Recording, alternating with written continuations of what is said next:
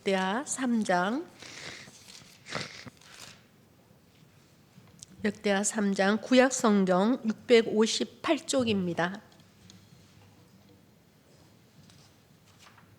658장 8쪽 역대하 4장 15절부터 17절 말씀을 합독하시겠습니다.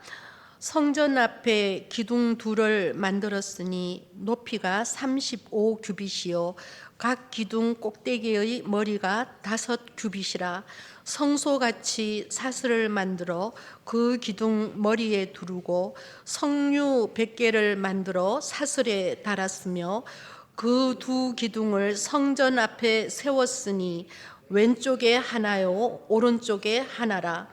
오른쪽 끝은 야긴이라 부르고 왼쪽 끝은 보아스라 불렀더라. 아멘. 살아온 지난 시간을 지금 와서 제가 되돌아보니 저의 어린 시절은 또래 친구들과 많이 다른 삶을 살았구나 하는 생각을 하게 됩니다.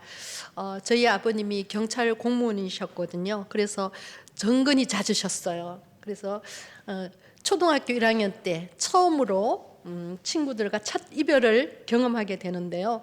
그 이후로 제가 친구들을 사귀지 못했어요.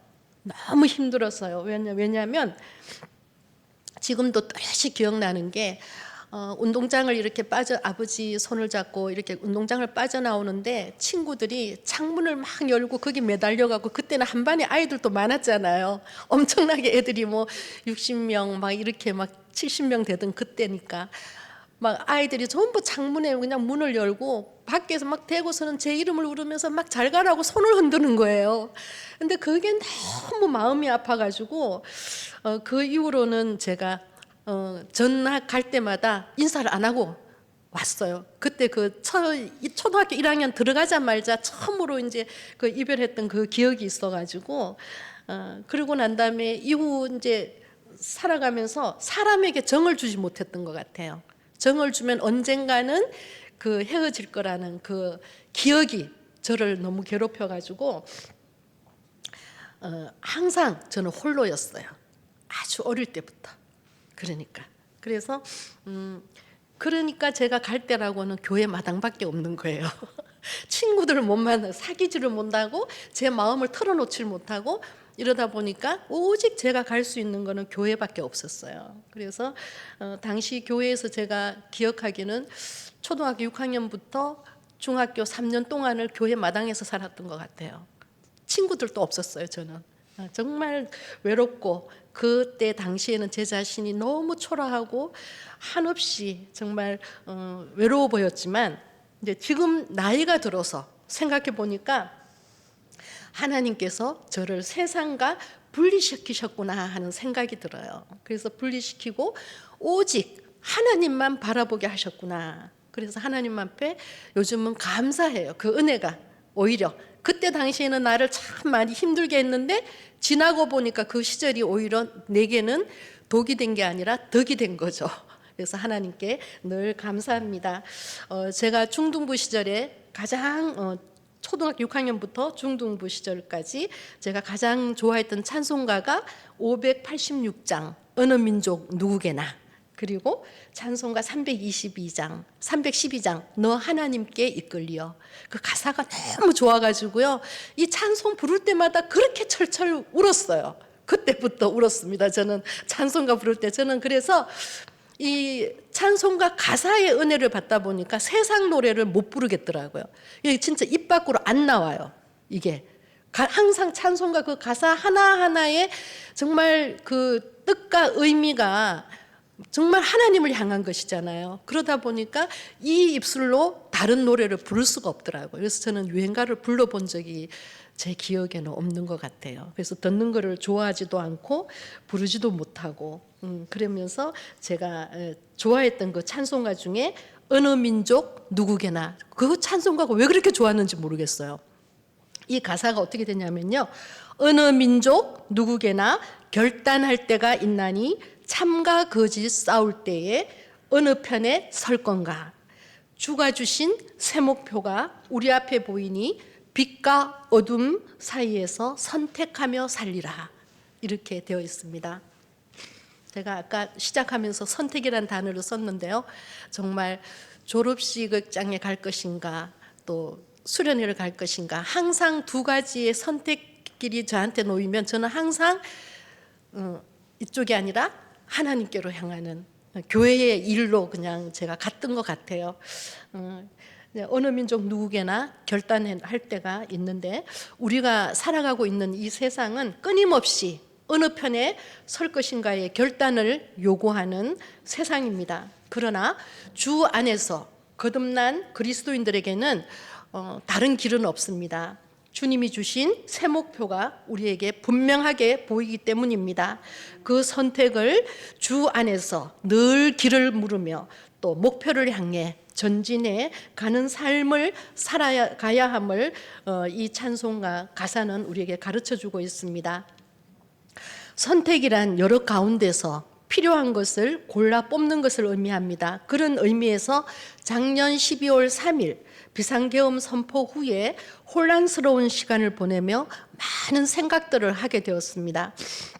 어떤 사람들은 우를, 어떤 사람들은 자를 선택하며 끊임없이 대적하고 논쟁하는 것을 보며 제가 고민에 빠진 것은 자칭 우파라고 하는 사람들이나 좌파라고 하는 사람들이나 그 사람들 가운데 그리스도인들이 분명히 있고, 그들이 생각하는 것은 오직 하나님 나라를 사랑하는 마음이잖아요.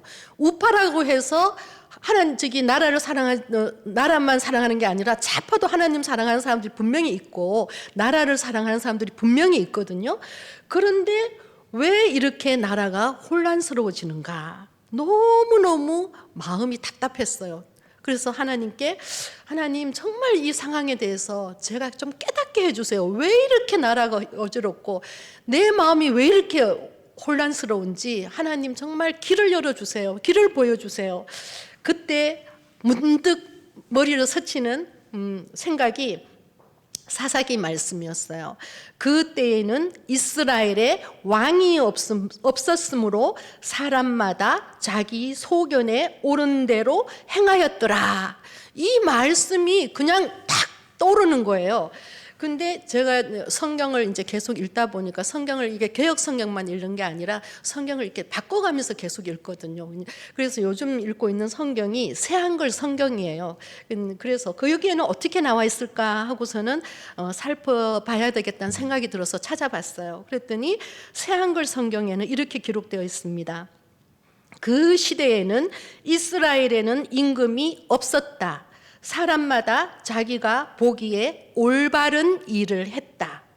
자나 우나 결국에는 자기 자신이 옳다고 생각하는 바 그 신념을 따라서 살아간다는 결론에 도달하게 되었고, 지금이 바로 사사기 시대라는 생각을 하게 되었습니다. 예수님께서는 누가복음에 이렇게 말씀하셨습니다. 누가복음 18장 18절에 보면요, 어떤 관리가 물어 이르되 선한 선생님이여 내가 무엇을 하여야 영생을 얻으리까? 예수께서 이르시되 내가 어찌하여 나를 선하다 일컫느냐? 하나님 한 분 외에는 선한 이가 없느니라. 마태복음에서는 이 사람을 청년으로 기술되어 있고 마가복음에서는 그가 큰 부자였다고 말하고 있습니다. 그러므로 그는 사회적으로 지명도가 있는 청년이었음이 분명합니다. 그래서 누가복음에서는 관원이라고 본 것입니다.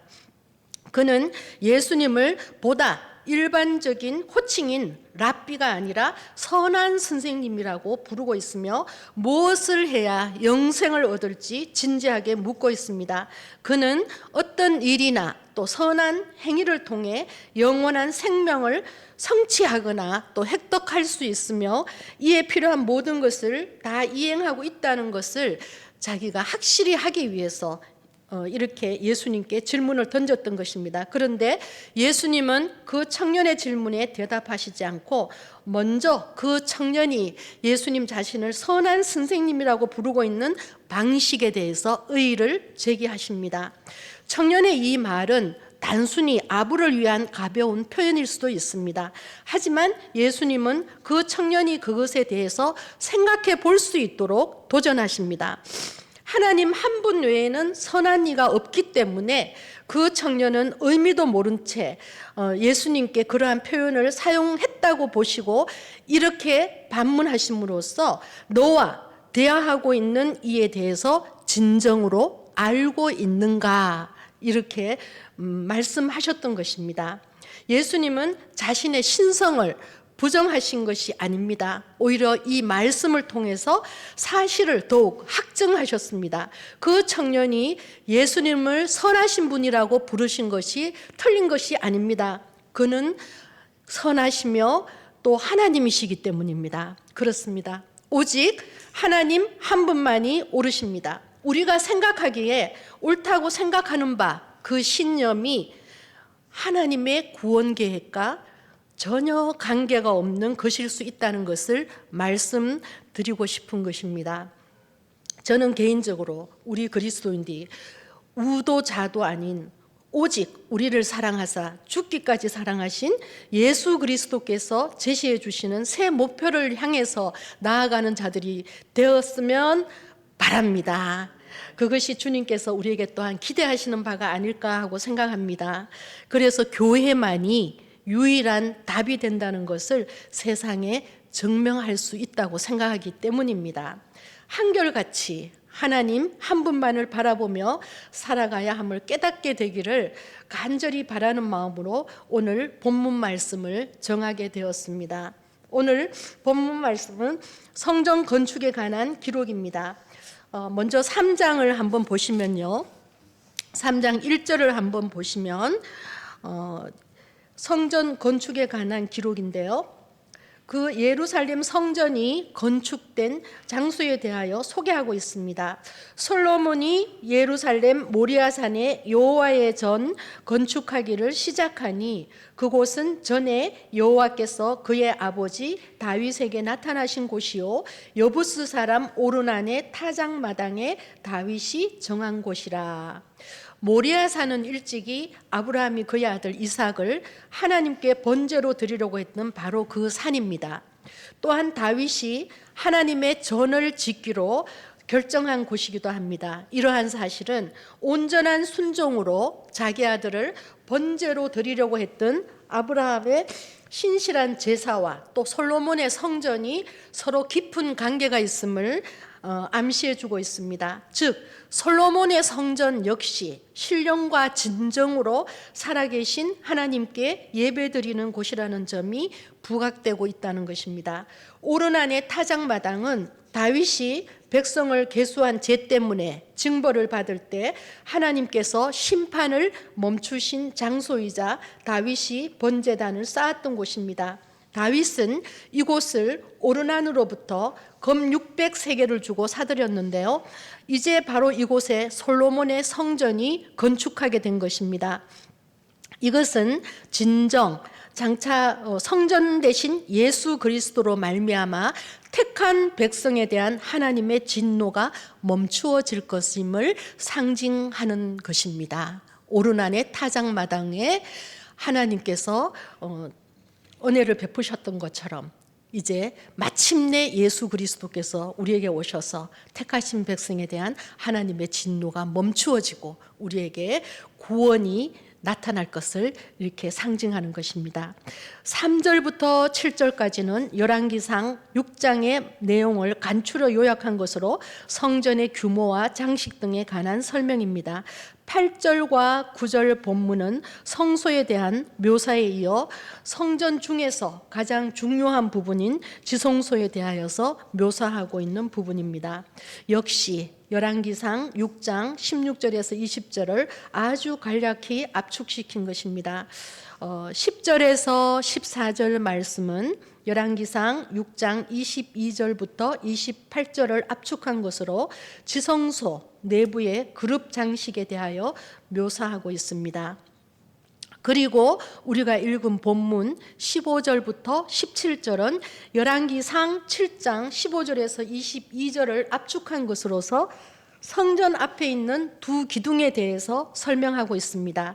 그런데 여기서 본서 기자는 기둥의 재료인 놋이나 바둑판 모양의 머리에 얹은 그물, 그리고 백합화 모양에 대해서는 열왕기상과는 다르게 언급을 생략하고 있습니다. 오늘 본문 말씀을 짧으니까 다시 한번 읽어보겠습니다. 한 목소리로 합독하시겠습니다. 성전 앞에 기둥 둘을 만들었으니 높이가 35규빗이요 각 기둥 꼭대기의 머리가 5규빗이라. 성소같이 사슬을 만들어 그 기둥 머리에 두르고 석류 100개를 만들어 사슬에 달았으며 그 두 기둥을 성전 앞에 세웠으니 왼쪽에 하나요 오른쪽에 하나라. 오른쪽은 쓴 야긴이라 부르고 왼쪽 것은 보아스라 불렀더라. 아멘. 히람은 두 놋의 기둥을 만들어서 야긴과 또 보아스라고 불렀습니다. 역대하에서 높이는 35규빗으로 나와 있는데요. 열왕기상에서는 18규빗으로 나와 있습니다. 높이 18규빗으로 볼 때 이 높이가 얼마냐면 8m입니다. 8m이고 기둥 꼭대기의 머리가 5규빗입니다. 그러면 그 높이가 어느 정도가 감이 잡히십니까? 아파트 높이로 하면은 어마어마한 높이인 거죠. 그리고 둘레가 12규빗, 5.4m라고 합니다. 아주 거대한 기둥을 양쪽에 세운 것이죠. 이 성전 기둥에 명명된 두 이름 야긴과 보아스는 바로 성전의 건립 의미와도 부합되는 것으로 여호와께서 솔로몬의 성전을 영원히 붙드심을 나타냅니다. 야긴은 야킨, 그가 세우신다라는 뜻입니다. 이는 솔로몬의 성전 및 다윗 왕조를 세우시고 지탱해 가시는 분이 곧 하나님이심을 상징합니다. 보아스, 보아즈라고도 하는데요. 그의 능력으로라는 뜻입니다. 이는 솔로몬의 성전 및 다윗 왕조의 힘과 능력을 주시는 분이 하나님이심을 상징합니다. 이 두 기둥은 하나님께서 축복하시고 세우신 다윗 왕조와의 언약에 초점을 맞춘 기념물입니다. 하나님이 다윗에게 약속하신 것을 이루실 것과 또 하나님이 이 성전을 건축한 왕에게 능력 주실 것을 간구하는 의미를 지닌다고 볼 수 있습니다. 그런데 이 두 기둥은 건축물을 지탱하기 위한 용도가 아닙니다. 성전을 들어가기 위해서는 이 두 기둥을 통과하도록 되어 있음을 볼 때 성전에 들어오는 자들과 연관이 되어 있는 기둥입니다. 야긴과 보아스라는 기둥이 하나님의 속성을 담은 이름을 붙임으로써 성전에 들어오는 이들에게 무엇을 보여주는가? 하나님은 누구신가? 이것을 늘 생각하게 하겠죠. 기둥을 성전에 들어갈 때마다 두 기둥을 보게 돼 있잖아요. 그 볼 때마다 하나님께서 세우셨다. 하나님의 그 능력과 그 힘으로 세우시고 하나님께서 이곳을 지키신다. 이것을 늘 머리에 기억할 수 있도록 이 야긴과 보아스라는 두 기둥을 성전 앞에 세운 것입니다. 결국 하나님은 이스라엘 백성들로 하여금 성전에 들어오면서 세우기는 너희들이 세웠지만 너희들의 손으로 이것을 건축했지만 이것을 바라보지 말고 너희들의 능력도 생각하지 말고 오직 세워주시고 또 지켜가시고 하시는 하나님만 바라보라는 것입니다. 오직 힘을 주시고 능력을 주시는 보아스 하나님만 의지하라는 것입니다. 백성들로 하여금 그들이 진심으로 바라보고 의지할 것이 무엇인가를 생각하게 하기 위한 상징물인 것입니다. 이스라엘 백성들은 두 기둥을 보면서 하나님이 이스라엘을 굳건하게 세워나갈 것으로 소망하며 신앙 고백을 하였을 것입니다. 그러나 오늘날 결과는 어떻게 되었을까요? 이스라엘 백성은 하나님의 말씀에 순종하지 아니하여서 이방 민족에게 나라를 잃고 성전은 폐허가 되었으며 포로의 신세가 되었습니다. 저희들이 오늘 이 시간 이 부분을 한번 생각해 봤으면 좋겠습니다.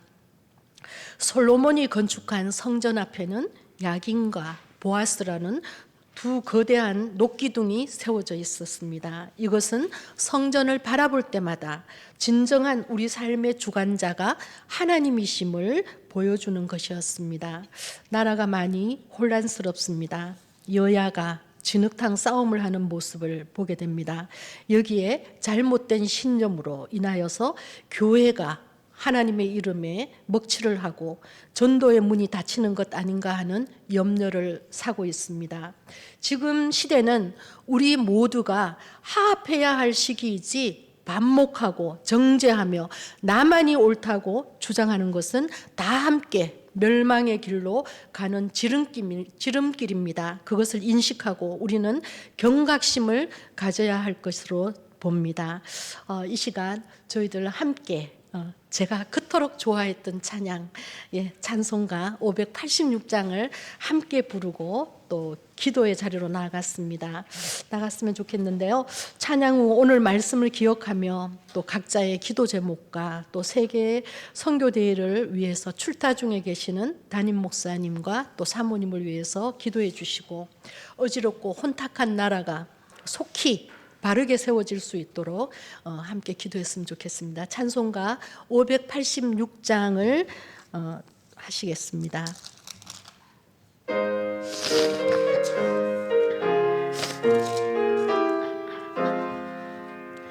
어느 민족 누구게나 결단할 때 있나니 참가 거짓 싸울 때에 어느 편에 설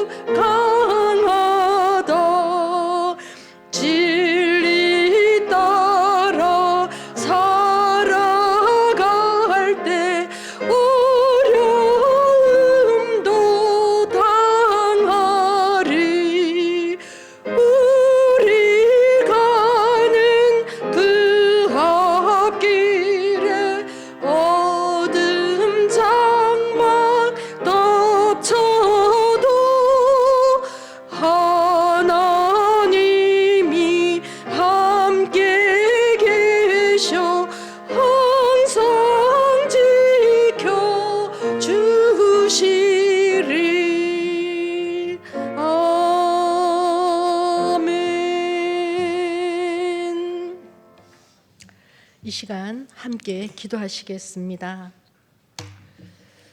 사랑의 아버지 하나님, 은혜를 감사합니다.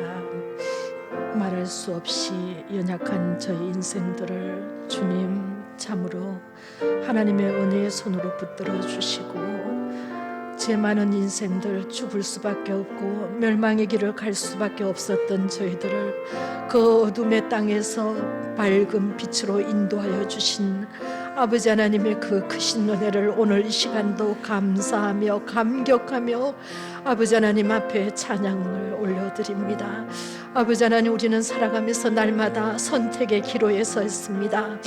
참을 따를 것인지 거짓을 따를 것인지, 아버지 하나님, 우리는 연약하고 우리는 참으로 우매하여서 아버지 하나님, 세상에 아버지 하나님 우리가 따라갈 때가 너무나도 많이 있습니다. 주님, 그러나 우리가 중심을 잃지 않게 하여 주시옵소서. 좌로나 우로나 치우치지 않으라고, 아버지 하나님, 좌로나 우로나 치우치지 않도록 하나님께서 그토록 아버지 하나님 야긴과 보아스를 통하여서 우리에게 교훈을 주시고, 우리 주님께서 또한 아버지 하나님 교훈을 주심에도 불구하고 우리는 우리의 소견에 옳은 대로, 우리가 생각하기에 옳다고 생각하는 대로 고집하며 살아갑니다. 아버지 하나님, 그리하여서 이 땅이 이렇게 혼란스럽게 되었습니다. 아버지 하나님, 그래서 이제는 아버지 하나님 어떤 것이 참이고 어떤 것이 거짓인지를 분별하기조차 어려운, 참으로 주님 우리가 사사기 시대를 살아가고 있음을 이 시간도 고백하오니 하나님, 저희들을 불쌍히 여겨 주시옵소서. 아버지 하나님, 저희들의 죄악을 용서하여 주시옵시고, 아버지 하나님, 먼저 믿은 저희들의 죄악을 먼저 용서하여 주시옵소서. 우리의 죄악입니다. 우리의 허물이여 우리의 주님 죄악입니다. 저희들 아버지 하나님, 살아계신 하나님이 어미하심에도 불구하고 하나님의 그 바른 말씀을 바르게 성도들에게 가르치지 못하고 아버지 하나님, 성도들을 혼란 가운데로 주님 몰아넣은 이 땅의 모든 아버지 하나님 교회의 지도자들을 각성시켜 주시옵소서.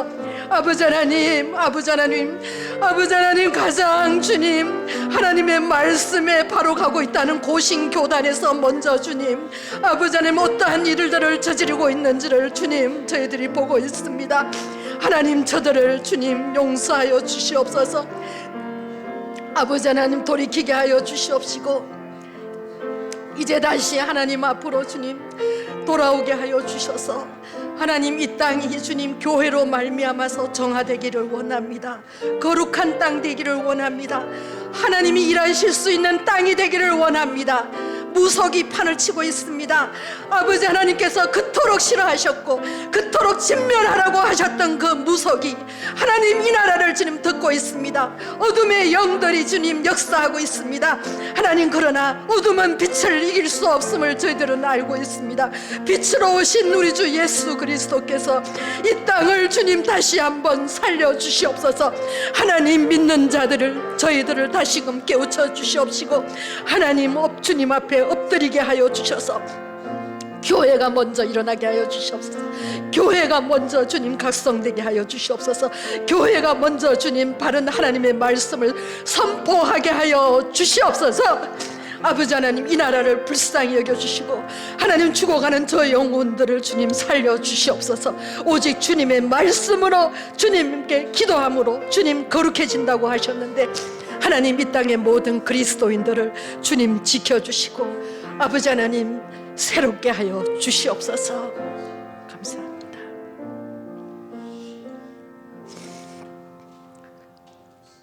하나님의 능력으로 세워지는 교회가 되기를 원하며 보아스와 야긴의 두 기둥처럼 하나님이 일으켜 세우시고 능력을 주시는 사람이 되기를 원합니다. 권능의 하나님, 이 땅에 주의 생명의 기운을 불어넣어 주셔서 어둠과 죽음의 권세들이 소멸되어지게 하여 주시옵소서. 오직 이 땅의 주인 되심을 드러내 주시옵소서. 온 땅의 주인 되신 하나님 아버지, 하나님이 사용하실 수 있도록 거룩한 도구로 준비되기를 원합니다. 날마다 말씀과 기도로 거룩하여지며 하나님의 때에 꼭 필요한 일꾼이 되기를 소원하오니 야긴과 보아스의 두 기둥과 같이 하나님이 기뻐 사용하시는 거룩한 도구가 되게 하여 주시옵소서. 우리 주 예수 그리스도의 이름으로 기도드렸습니다. 아멘. 이 시간 주기도문으로 예배를 마치겠습니다. 하늘에 계신 우리 아버지, 아버지의 이름을 거룩하게 하시며 아버지의 나라가 오게 하시며 아버지의 뜻이 하늘에서와 같이 땅에서도 이루어지게 하소서. 오늘 우리에게 일용할 양식을 주시고 우리가 우리에게 잘못한 사람을 용서하여 준 것 같이 우리 죄를 용서하여 주시고 우리를 시험에 빠지지 않게 하시고 악에서 구하소서. 나라와 권능과 영광이 영원히 아버지의 것입니다. 아멘.